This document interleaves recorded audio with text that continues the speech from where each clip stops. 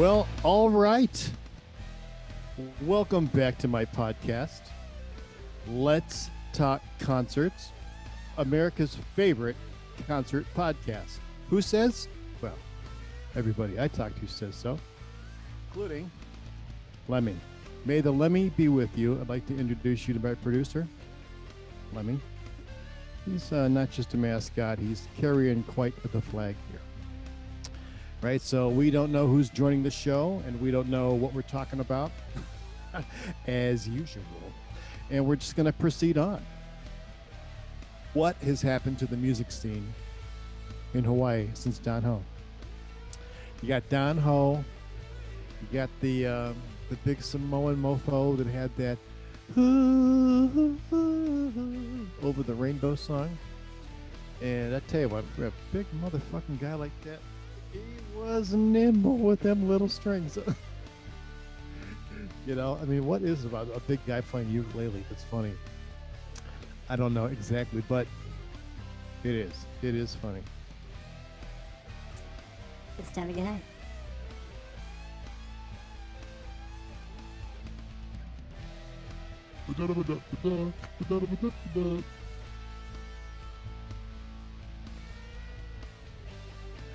Vicky C, Vicky C. Vicky C is back in the room. Thrilled to have you. Hi, good evening, guys. How is everyone doing? Well, Vicky, welcome back to the program. Appreciate it. I'm excited about conversation tonight. Thrilled to have you. And how was your week? My week was entertaining, and then last night I worked James Taylor Friday night. I was a runner for that show. Very, very great show, nostalgic. And then last night I went to Darius Rudker and Ryan Hurd, and I had VIP, and I met Darius last night and had a great time. So, yeah. I am so ignorant because I have no idea who that is. Help me Darius Rucker from Hootie and the Blowfish turned country singer. Oh, I believe that. That's a good move. Okay. You got to do that or go Christian. Yeah. And Ryan Hurd is married to Maren Morris, but he's a country singer by himself, but he's married to Maren Morris, which is a country singer. Gotcha. And then you know who James Taylor is, of course. Yes, I've done many James Taylor shows. We used to do some rainforest something benefit at the Beacon every year with him. Okay. Well, I was the runner, and I dealt with, I guess, the band's kind of tour bus. I had to do, it was, oh my gosh, it was almost like rider sheets that I had to fill. So I did 4 buses because they're just coming off of a break too. So I had to load up 4 buses, which was just madhouse crazy. A lot of beer, it's a lot of water. And then, well, it was 8 cases of water just for those 4 buses. It was 2 per bus. And then the band buses came in later. So from 6 o'clock to almost 8:30, I was shopping for their specific, you know, the band and James Taylor's buses, you know, the singers and the band and whatever. They had 3 buses that I had to do for. So I dealt with a lady by the name of Wendy. So that was entertaining. So I barely got to see James. I saw him sing one song, and that was Carolina on My Mind. So that's a good one. That was the only song I saw, but what I saw was just fantastic. So it was just him by himself here in Rogers, Arkansas. And he did an intermission, which was interesting to me. He came off stage. It was very hot. He went to his dressing room, changed clothes, cooled off, and then went back out. Well, intermission really increases concession sales. Oh yeah, definitely. And T-shirt sales, merchandise sales, whatever it is. Yep. When I worked at Radio City, the owner of the music hall came to one of the shows, and some woman sitting behind him said, you know, these intermissions are really annoying, you know, because it's tough to keep my kid interested in this thing the whole time, right? And on a whim, he decided, okay, no more intermissions. And for us, the crew, we were thrilled. Like, oh God, thank Jesus, burn through this. You know, let's get through this faster. But the concessions people, like, oh my God, like the money that one decision cost, you know. Tell me about your studio. I picked up the console in a church. Um, I paid $250 for it. Yeah, ridiculous, right? Yeah, yeah. All this stuff. We're actually just trying to get everything back in here. We played a gig on Friday night at a place here in Virginia, and last night I mixed Quiet Riot in the same place. Oh, that's so crazy because I follow Rudy Sarzo. Yeah, yeah. He was there, man. He's cool. See, he fucking hit me up for a battery.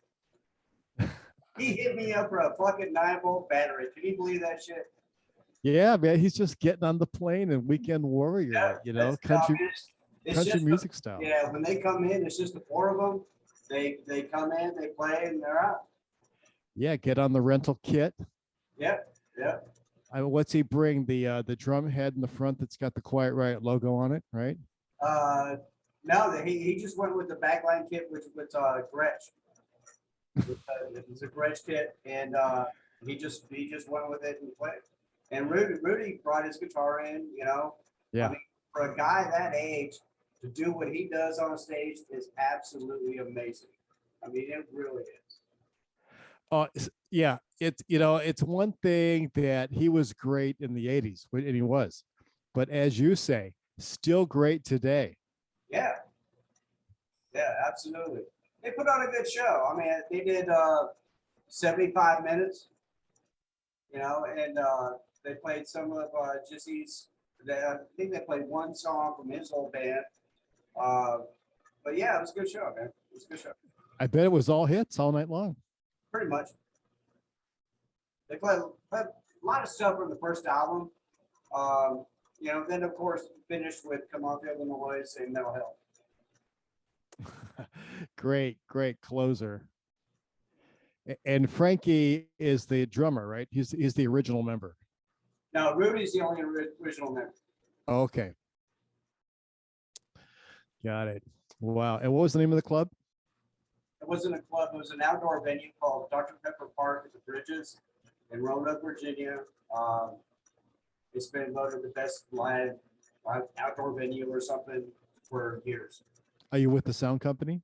I work for Midway Productions in Christiansburg, Virginia, and I'm the production manager for Dr. Pepper Park. Nice. And is that an installed system that's in there? You guys take it in and out every day? Every day. Nice. Best way. Yeah. Keeps the guys working. yeah. We get some union to help us in and out, and we do a Martin line array with this I think 14 boxes inside. Terrific. And what kind of console are you using out there? Last night with Quiet Riot, everything was rented out or on another show, so I ended up on the next 32. Perfect. And what do you think is the best show that you've seen there?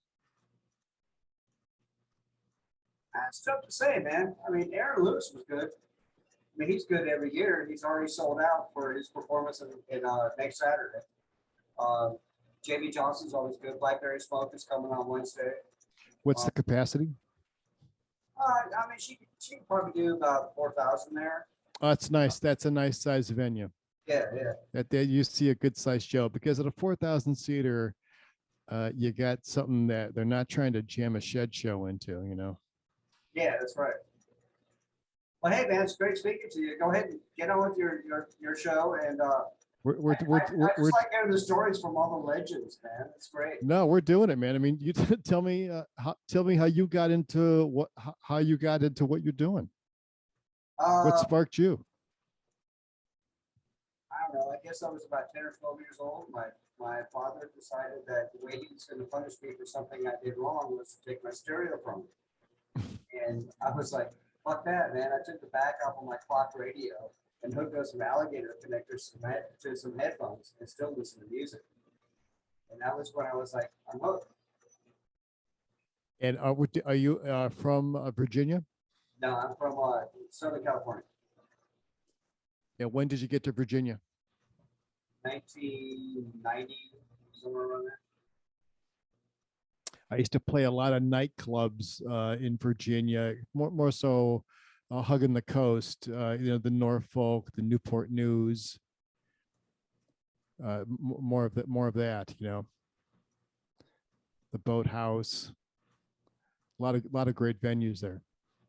Yeah, man. I mean, live music is everywhere. When did you start mixing bands? 1991. I ended up being what now is referred to as an A2 at a theater, an outdoor theater. And by the second year of me being there, about halfway through the season, I was A1. A2 is a great gig. And A2, just so we're clear, A2 is that you're an audio technician, but you're not a console operator. Pretty much. Yeah. Yeah. That's how we run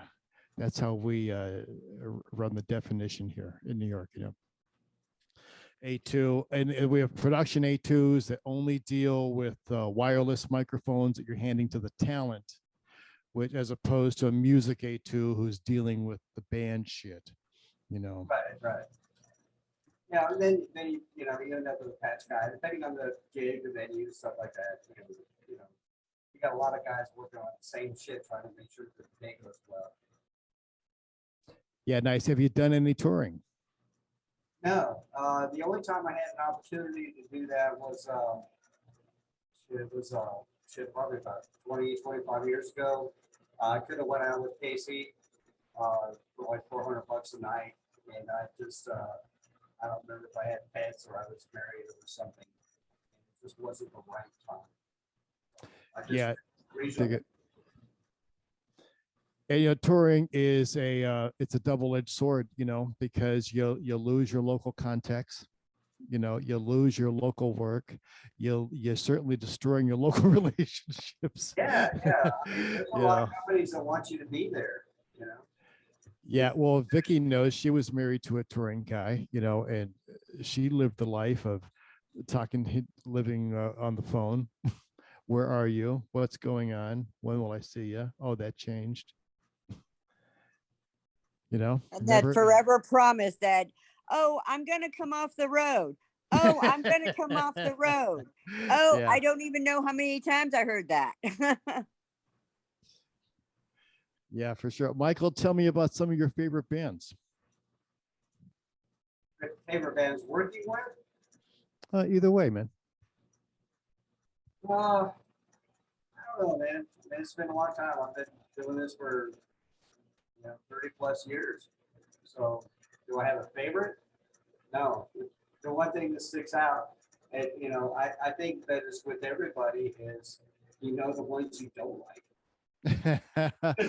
All right, let's start with that. Who's your number one don't like?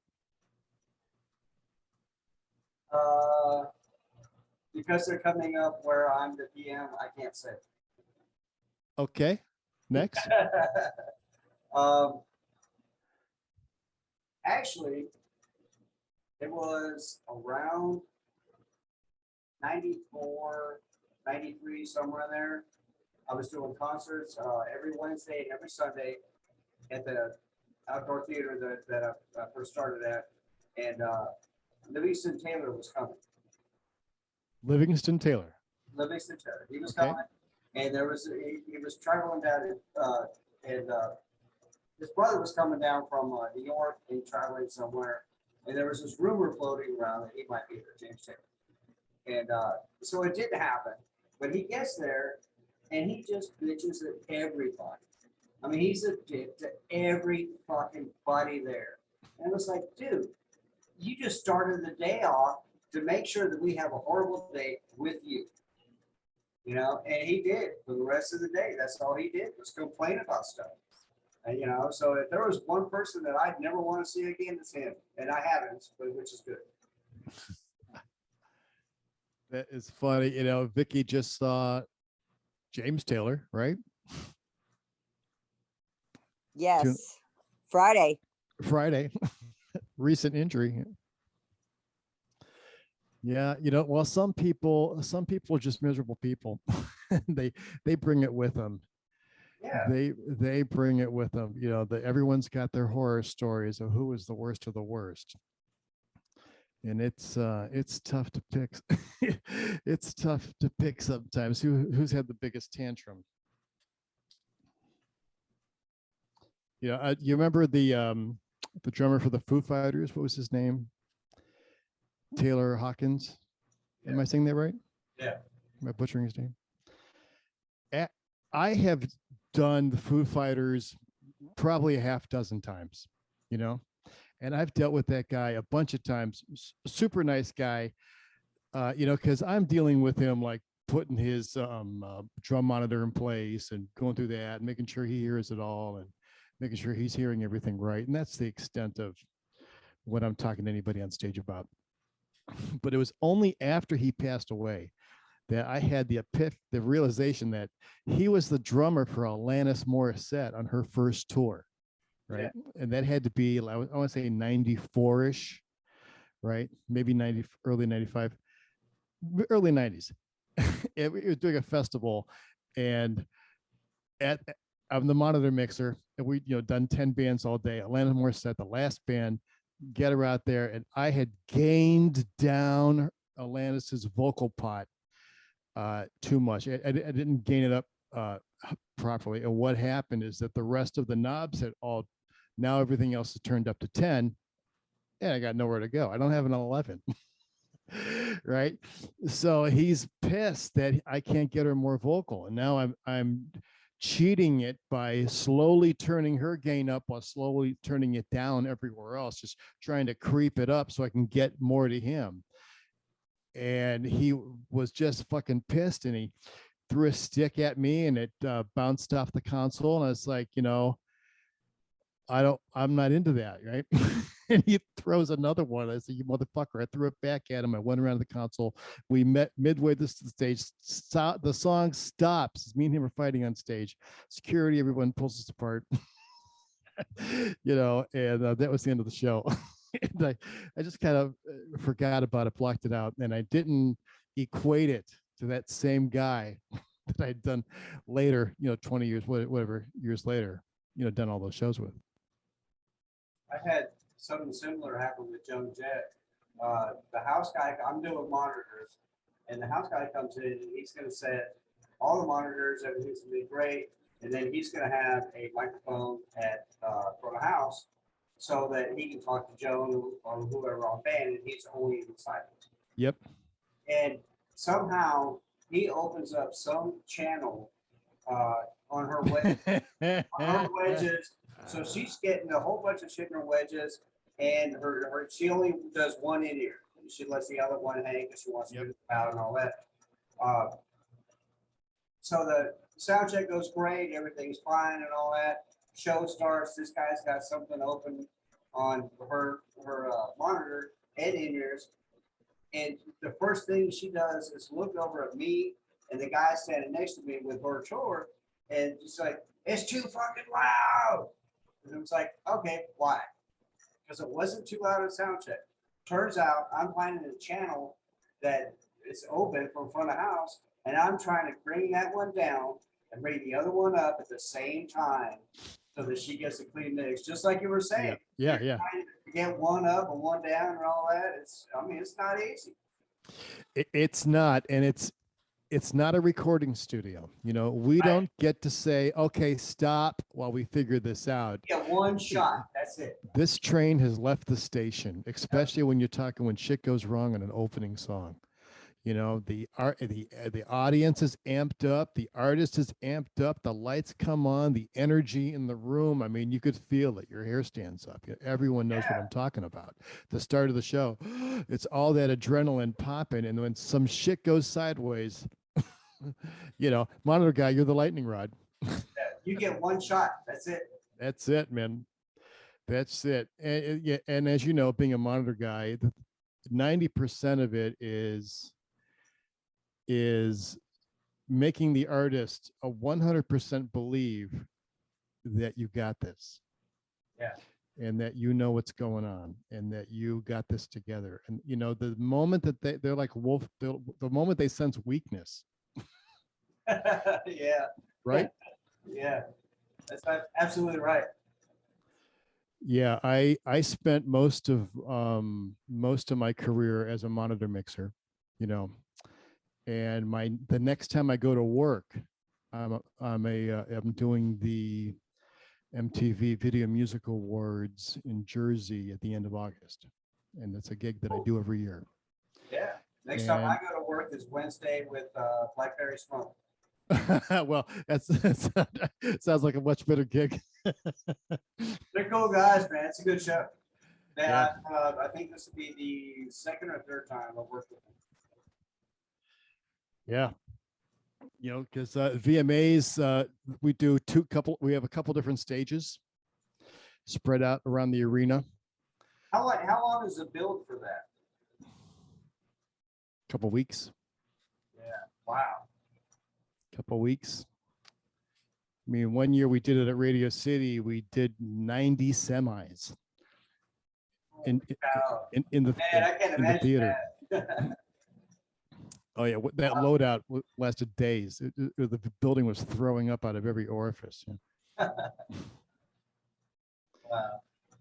Yeah, but doing the monitors and being the lightning rod, you know, that's what it's all about. I mean, this last Video Music Awards 2021, I don't remember what act it was, but here's how we work in teams, right?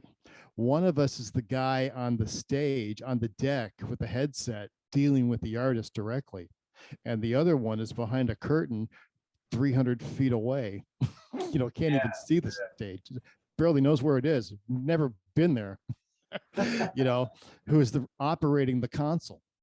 You know, so it's very important that you have a good team going, because you don't want the console operator doing anything that you specifically didn't ask them to do, right? You don't want any freelancing any good ideas, because when it's fucked up, you're the one standing there with whoever A-list artist trying to explain what's fucked up. And this last time around, we had a problem. There was a problem with with the console, and it didn't save a cycle, you know, and we come back for the show dress rehearsal sound check, and the fucking file wasn't there, and it was ugly. You know, it was ugly. And what And you're already trained to hit save all the fucking time.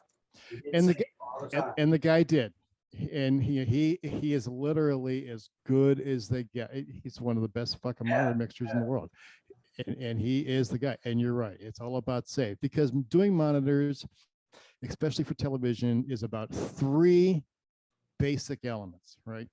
And here they are. Number one, you have to manipulate the audio information, whatever that is, in the ears, in the acoustical environment. You have to manipulate and control it. Number two, you have to save it. And number three, you have to be able to recall it at the moment of truth.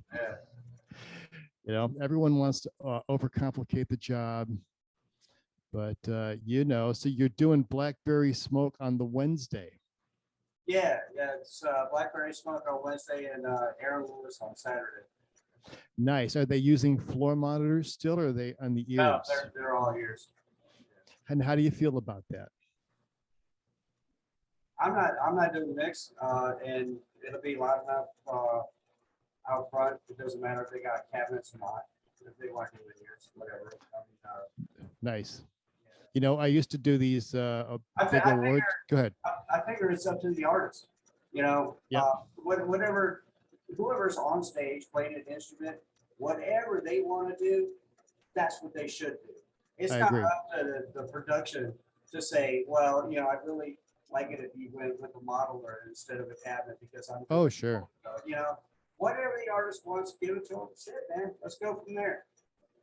You know, it's interesting because I used to do these shows with 70 wedges, and you know, now it's a table with a guy passing out ear packs. You know, I think last night I had 10 wedges out and side fills.